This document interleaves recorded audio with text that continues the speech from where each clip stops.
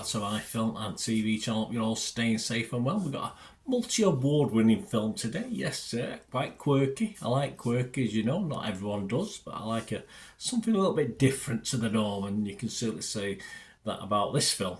Right, I'm going to have a look at something called Poor Things. Please, if you're new to the channel, push that subscribe button, push the bell notifications. Everything film and TV reviews like this, information vlogs, even the odd quiz. There'll be a Christmas quiz out there if you fancy.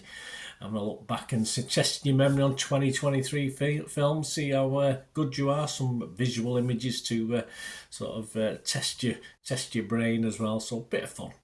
So seek that out if you can. Be great to have your comments on this film or anything to do with film and TV.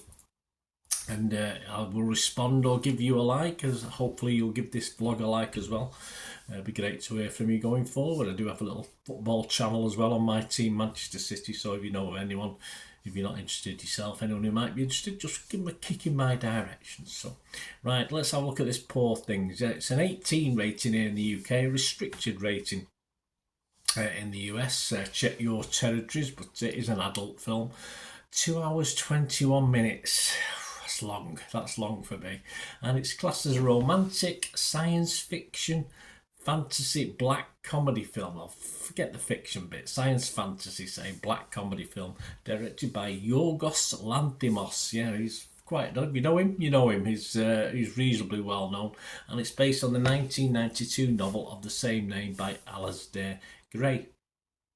The film stars the wonderful, superbly played in this, leads it and does a great job, very rarely off screen in the film, Emma Stone. You got Mark Ruffalo, Willem Dafoe, Rami Youssef, Christopher Abbott and Gerard Carmichael. And it focuses on Bella Baxter, who's played by Emma Stone, a young, well, they say Victorian, but it's not this planet.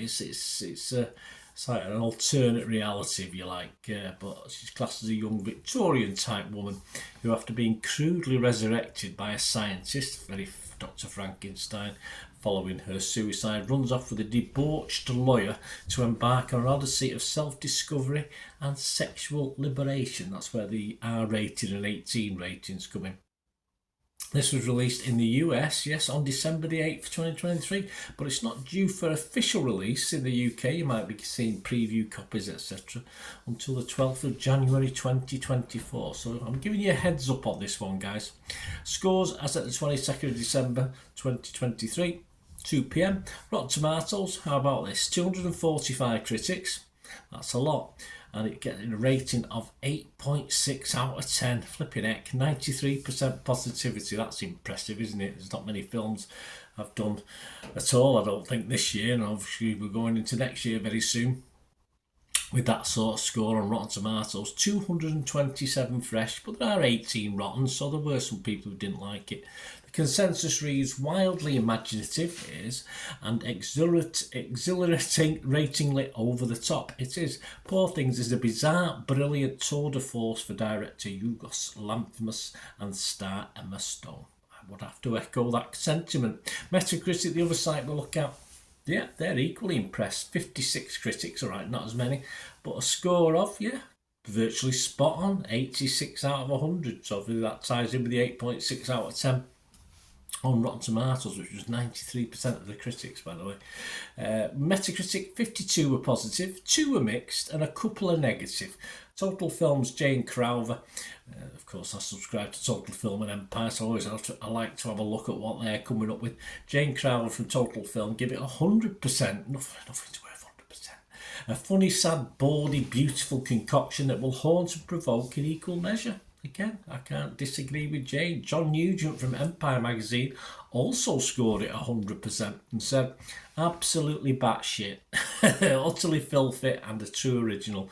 Poor Things is as good as Yorgos Lanthimos and Emma Stone have ever been. Yep, I'm not going to argue too much with those. My summing up will be very brief, I think. Rotten Tomatoes audience, Joe Public, do they like it as much as the critics? Pretty much so, yeah. Rotten Tomatoes audience, 94% positivity, 4.6 out of 5. Internet Movie Database, over 7,400 scores and reviews, so a big cross-section, 8.5 out of 10. Meta user, well, they're a bit down actually, Meta user, but their user's 7.9 out of 10, so still very healthy and all. A bit higher than me, all these guys, I must admit. And my main problem was the time. I think the 2 hours 20 minutes. That was my main problem, which probably not so for a point off my score. Well, as I said, I like quirky, and this has it in spades. It's an odd film that evolves from straightforward weirdness to an interesting view of the growth of the lead character, played superbly by Emma Stone. Even the sex scenes are all very basic, rather than becoming samey, which they had a sort of worryingly aspect of doing that, evolve in a sort of fun sort of way as she experiences other things in life and she grows mentally and physically into the film. Not sure it would be everyone's taste, in fairness, but most of the people scoring it liked it. If you enjoy something different, it's worth a watch and stick with it, because it is quite an acquired taste. It might be something you sort of stumble along with for the first chapter or two, but then it sort of gets a little bit more interesting. But well over 2 hours, it is in danger. It is in danger of outstaying its welcome. I'm sure 30 minutes off it wouldn't have done it any harm. I would have enjoyed it perhaps a little bit better, and of course we could have lost that in the cutting room. But it does grow on you, and yeah, it does evolve, as I say, as a film as well, from pretty basic silliness to interesting weirdness. Yes, I think that's probably how we can call it.